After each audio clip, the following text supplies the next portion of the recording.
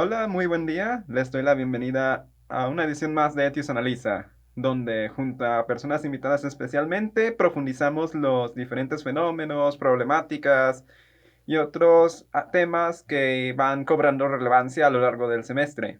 Yo soy Aster Eclipse y es mi labor presentar y conducir el programa de esta ocasión, en la cual tenemos el tema de cultura, arte y perspectiva de género. Tenemos dos invitadas en esta ocasión. Eh, por una parte nos acompaña Anael Ibarra, académica, investigadora y productora.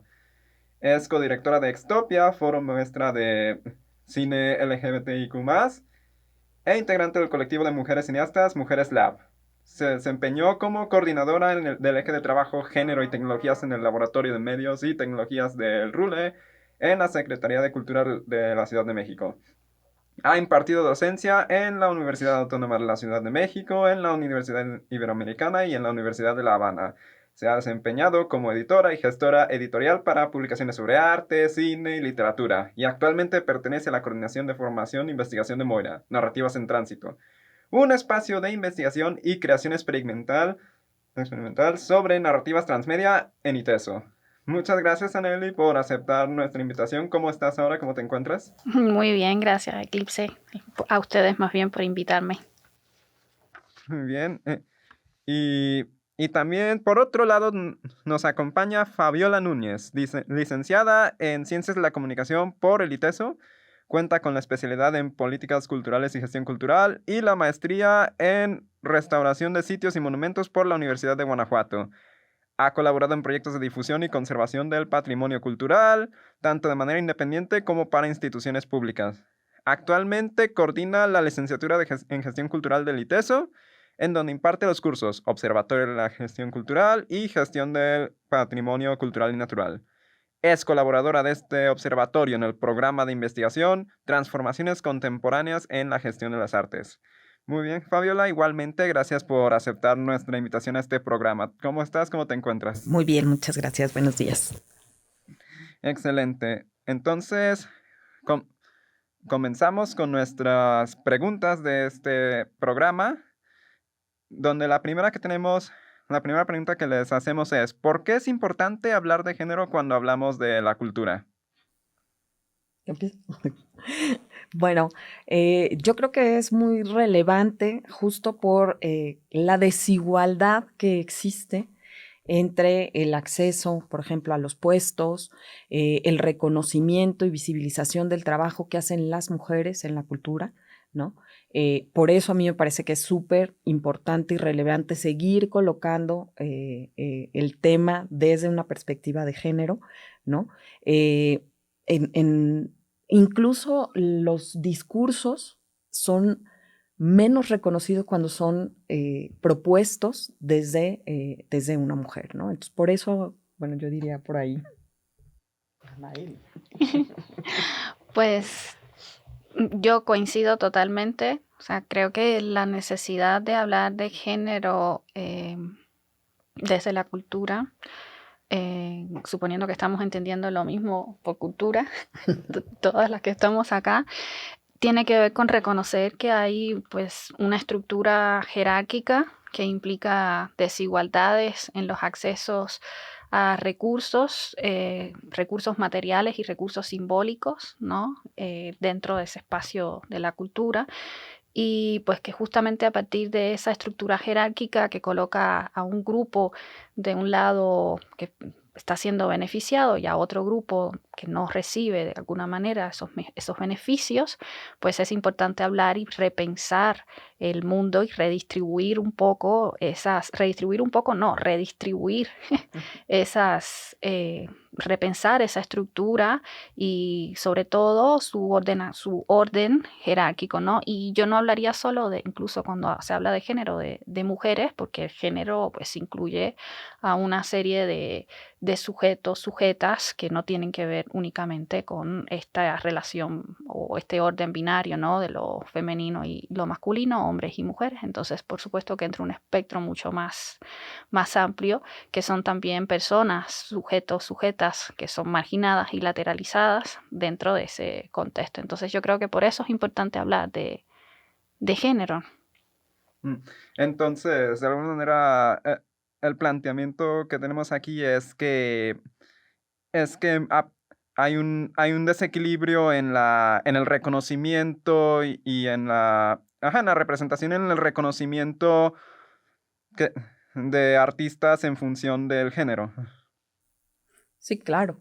Y también, bueno, creo que en el asunto de género y no solamente en la cultura, también tiene que ver como con todos los otros roles que ejecutan o que llevan a cabo las mujeres en otros espacios, en su casa, en el cuidado, ¿no? Que pesan también sobre sus propias posibilidades y sus propios desempeños en la cultura, ¿no? Entonces genera todavía mayor desigualdad en estas posibilidades, ¿no? Entonces, efectivamente, como decía Anaeli, pues tendría que haber como una cosa mucho mejor distribuida, no solo en el campo profesional, sino en todos los rubros, ¿no? de la vida, de manera que permitieran efectivamente tener las mismas posibilidades y acceso para todos. Bueno, sí, el arte y la cultura al final de alguna manera están en todas partes e intervienen y tienen efecto en todas partes, en todos los ámbitos de la vida. Así, a eso vamos con esto, ¿no? Muy bien, entonces, con esto podemos proceder a nuestra próxima línea de interrogación, de cuestionamiento y de discusión, donde tenemos que, a pesar de que hay muchas mujeres que practican las artes, muchas mujeres realizadoras, productoras, y no tantas, lamentablemente, que las dirigen, que las gestionan, que administran, ¿qué obstáculos y qué facilitadores han encontrado desde esta enunciación masculina? Pues bueno, yo ahí lo primero que diría es que sí hay mucha presencia de mujer en determinados puestos, por ejemplo, en el caso del cine, ¿no? O sea, y efectivamente, pues no son cabeza de departamento, en el caso específico del cine, lo cual significa que no acceden a puestos de dirección. Y eso pues tiene que ver justamente con ese orden que tiene el mundo, ¿no? Donde las mujeres pues están, digamos, del lado de la balanza en el que no, pues tienen menos poder. Yo lo que ahí diría es que lo mismo pasa lo mismo pasa en cada uno de los ámbitos si uno lo quiere ver. O sea, hay mujeres accediendo. Sí, también qué tipo de mujeres pueden acceder a esos ámbitos, o sea, está cruzado, el género nunca no es una matriz aislada de otras matrices sociales que también funcionan a partir de operaciones de exclusión y de diferenciación.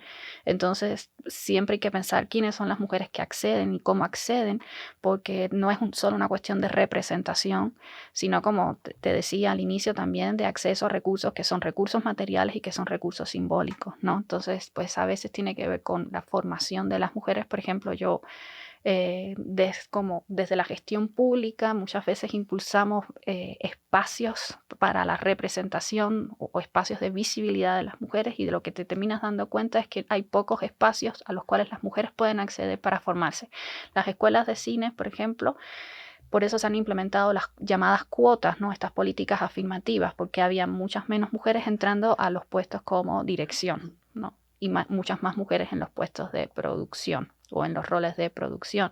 Entonces, darnos cuenta como de cómo se está estructurando desde los sistemas de formación, desde los sistemas de representación, los sistemas también de apoyo y de fondo, para saber qué hacer, que no tiene que ver solo con la representación y poner una mujer allí, sino con cómo está ordenado el mundo. O sea, si el mundo no está ordenado para que las mujeres lleguen allí, no basta con que yo la ponga en ese lugar o con que yo cree políticas para ponerla, que tiene que ver también con una formación, ¿no? Y tiene que ver con ideas, sistemas de creencias, con maneras en las que vemos el mundo y le damos forma al mundo. Entonces es una cuestión que afecta a todo y tenemos que empezar por cambiarlo todo.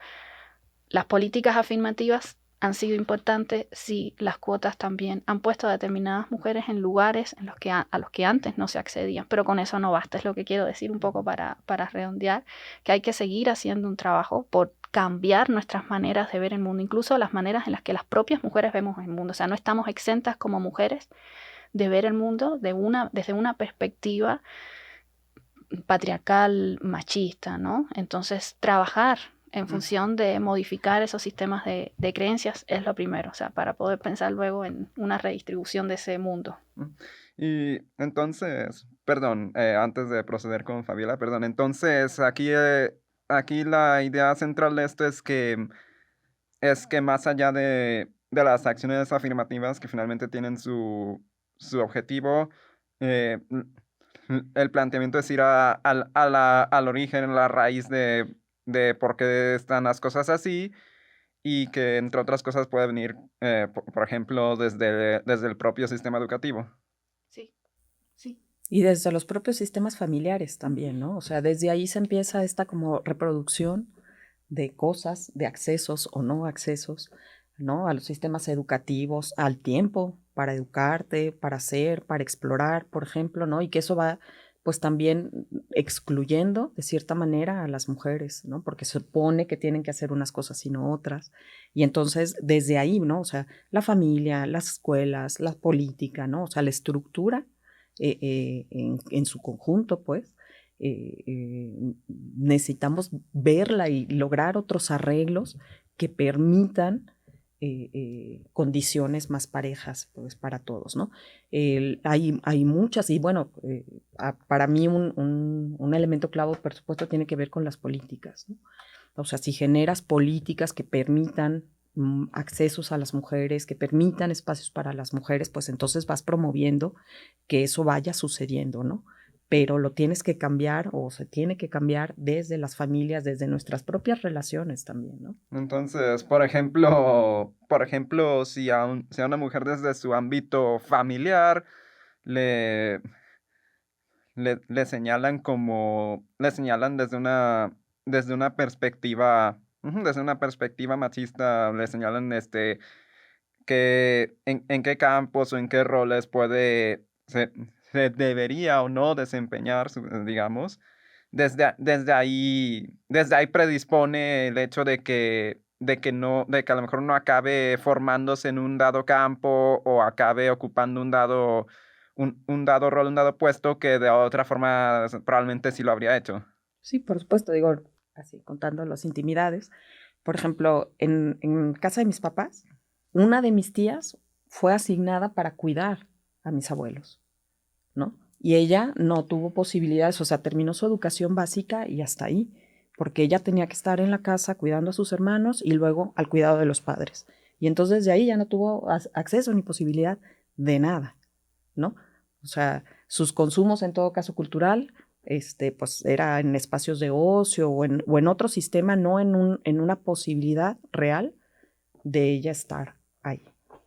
¿No? Y en mi caso, por ejemplo, que fui niña en los 90, yo quería ser pianista y mi abuela había estudiado piano y me dijo, las mujeres pianistas tienen solo una opción y es que termina siendo la maestra de los grandes pianistas, pero tú no vas a ser nunca la gran pianista, vas a ser la maestra. O sea, las mujeres pianistas son buenas maestras, no son buenas pianistas. Y yo dije, pues entonces yo no quiero estudiar piano, porque si no puedo, o sea, si ya me está limitando en sí el propio mundo y me está diciendo que estudio piano, pero solo puedo hacer una cosa y no la otra, entonces no estudio piano, ¿no? Y eso pasaba en los 90, ¿no? Hoy pasan otras cosas. Y que bueno, en este ejemplo particular justamente también es parte de de toda esta construcción del rol de las mujeres como educadoras y poco más. Sí, como cuidadoras y Cuidadoras. tal, ¿no? Sí, por supuesto, ¿no? Y es claro, digo, yo he platicado con compañeras que están, bueno, mi área de desarrollo tiene que ver sobre todo con el patrimonio, ¿no? Entonces, gente que está al cuidado, por ejemplo, de la conservación del patrimonio, y ellas reconocen, por ejemplo, si en los discursos, cuando ellas lo dicen, no tiene el mismo eco que cuando lo dice un hombre, ¿no? O su par, por ejemplo, ¿no? Si estamos hablando de espacios públicos o que se ejercen desde lo público, los que tienen puestos homólogos no tiene el mismo peso el de ella que el de él, ¿no? Pero eso son configuraciones ideales, ¿no? Representaciones que tenemos en los órdenes que no han permitido y que ya tenemos instalados en la cabeza y que no permiten otras cosas, ¿no? Muy bien, entonces, salvo que exista algún comentario más, creo que es buen momento para proceder a nuestro siguiente reactivo. Entonces, el siguiente que tenemos es, ¿cuál es la importancia de que los discursos y las narrativas que nacen dentro de los entornos feministas y las marchas del 8M y estos contextos trasciendan a otros espacios y comunidades? Y si hay ejemplos de esta importancia y de estos procesos. Pues es que por ejemplo, entre los colectivos de mujeres feministas, yo he pasado por varios, y las que estamos en un colectivo de mujeres feministas y estamos haciendo activismo desde allí, estamos convencidas de que hay una distribución desigual en el mundo. No tenemos que convencernos de eso. Estamos convencidas de que queremos cambiar eso. El problema es quienes no están convencidas o convencidos de eso, ¿no? Entonces, si solo dialogas y si solo conversas con quienes están convencidas de que hay que cambiar el mundo, pero no con quienes no lo están, pues no vas a poder hacer mucho realmente, ¿no? Entonces la conversación tiene que salir de esos espacios y tienes que hablarlo con personas con las que va a ser incómodo, molesto, porque no piensan como tú, porque además redistribuir el mundo implica perder poder a veces para esos grupos y no todas las personas están en disposición de perder poder o de reconocer que han ejercido violencia desde esas posiciones de poder hacia otros grupos. Tienes que conversarlo, tienes que salir de esos espacios y no en un sentido de traer la verdad, ¿no? O de iluminar a las otras o a los otros, sino de mostrar cuál es tu posición, o sea, de tu posición como alguien que no tiene una posición de poder, alguien que está en una posición que es violentada, que ocupa, es desventajosa, digamos, ¿no? Y desde ese lugar hablar. O sea, no porque traes la verdad, sino porque estás expresando tu molestia con el mundo y con el lugar que el mundo te otorga. O sea, no es como, no se trata de ser Mesías, pero se trata finalmente de poner la atención sobre algo importante y que está teniendo un efecto real sobre la gente. Y también noto mucho esta parte sobre el punto de decirle de llevarle estos discursos a la gente que ya los conoce y que ya está de acuerdo con ellos. Porque justo me acordé de una expresión que existe, es más común en el mundo anglosajón, esta expresión. No sé cuán conocida, cuán utilizada sea acá en Hispanoamérica, pero, pero le dicen preaching to the choir o tal cual predicarle al coro, que es justo eso, cuando caes en darle tu mensaje a la gente que ya está de acuerdo con eso y entonces no consigues nada porque no se lo llevas a alguien sobre quien sí pueda tener un efecto real decir eso. Es un poco esto, ¿no?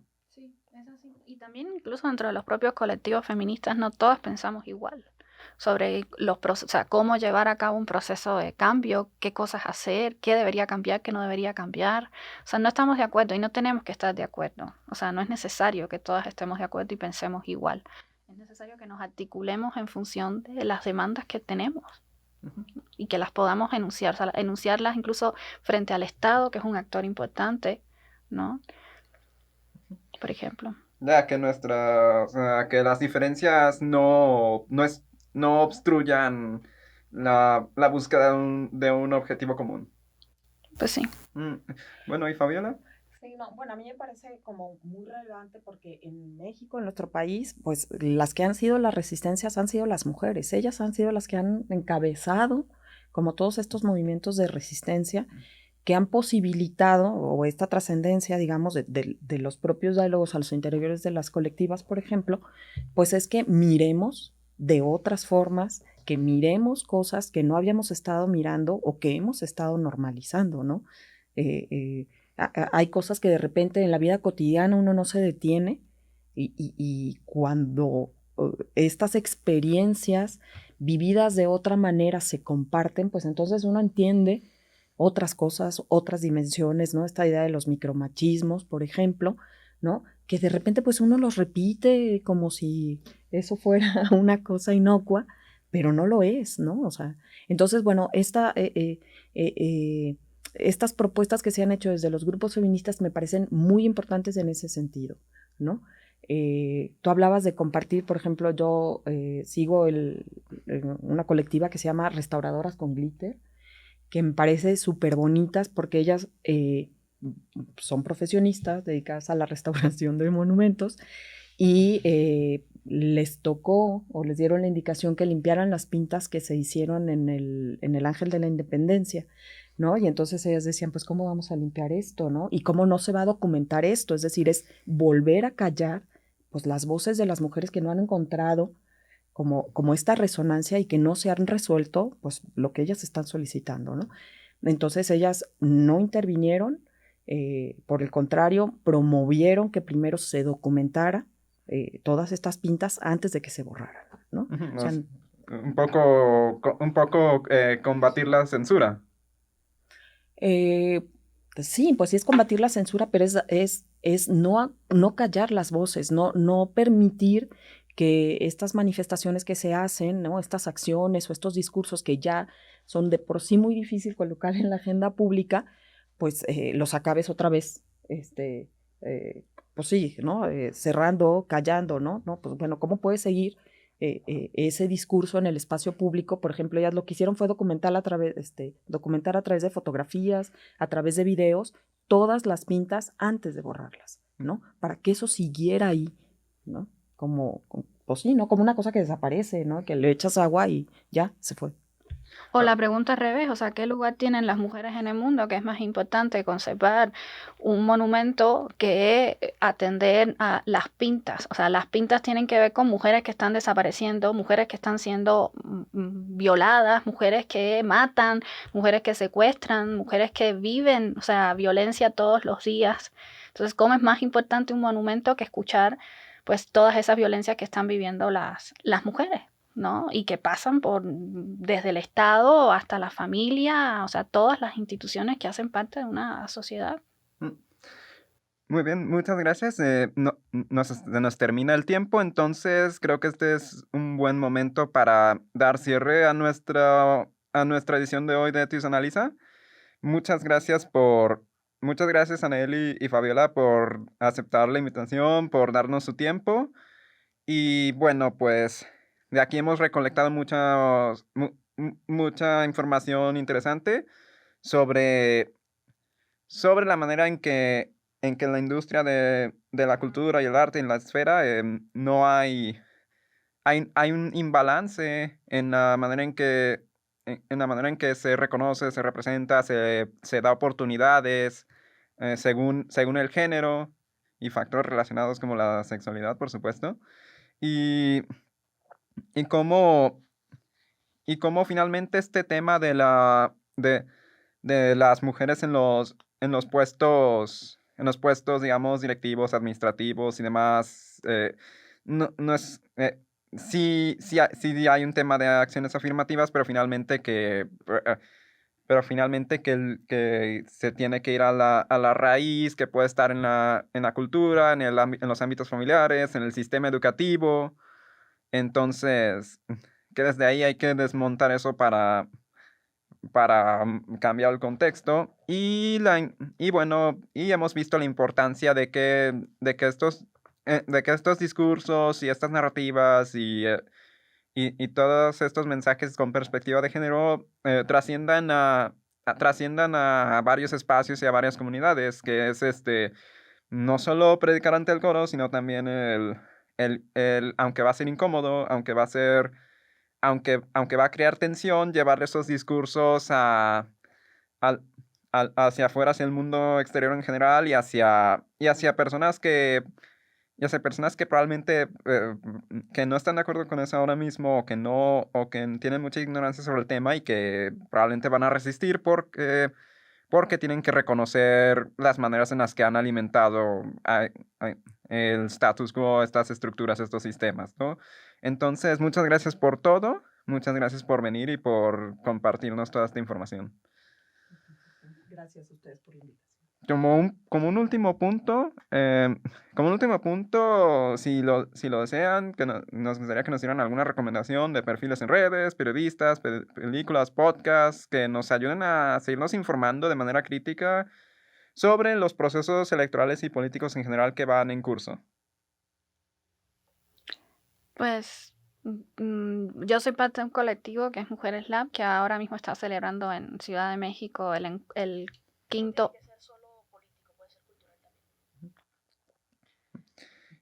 Y bueno, también, o sea, también puede ser más cultural que político o electoral, no tiene que estar cerrado a esos temas. Una disculpa. Ok. Bueno, pues el encuentro de mujeres en el audiovisual que ahorita está teniendo lugar en Ciudad de México en los estudios Churubusco, donde están justamente discutiendo sobre la representación en pantalla y detrás de pantalla de las mujeres en la industria audiovisual.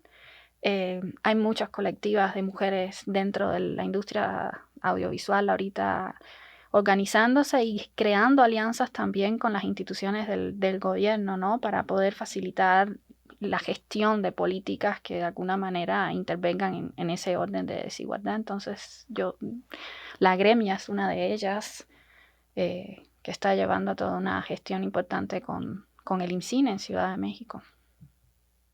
¿Alguna recomendación, Fabiola? Pues bueno, sobre lo cultural, yo lo que hago es seguir como muchas páginas, sobre todo en Instagram o en Facebook, de las universidades. Yo desde ahí sigo y también, bueno, por supuesto, gol institucional, pero lo que hace el ITESO a mí me parece súper importante. En la política, lo que está haciendo ahorita, las entrevistas a los candidatos, las mesas de debate y de análisis, a mí me parece muy pertinente, pero también lo que están haciendo ustedes desde ETIUS, lo que está haciendo 380 GDL, lo que está proponiendo Moira, pues también me parecen como escenarios para seguir pues colocando, ¿no? Y siguiendo pistas a estas otras formas de representar, de ver, de decir y de colocar reflexiones. Bueno, pues muchas gracias por sus recomendaciones, Anaeli, Fabiola, muchas gracias.